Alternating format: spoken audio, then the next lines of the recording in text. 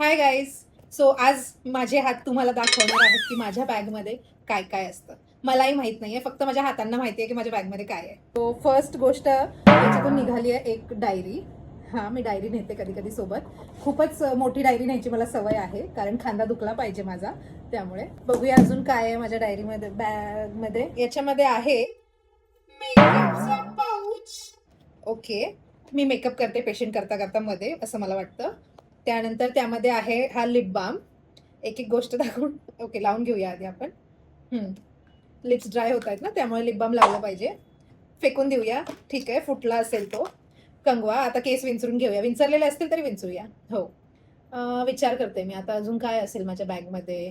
चालते, बघूया, फेकून देऊया ते पण. त्यानंतर काढलंय मी लिपस्टिक. आता मी लिप बामच्या वरून ही लिपस्टिक लावणार आहे.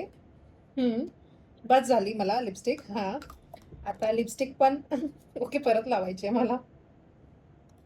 हां, आता लावतेय मी लिपस्टिक.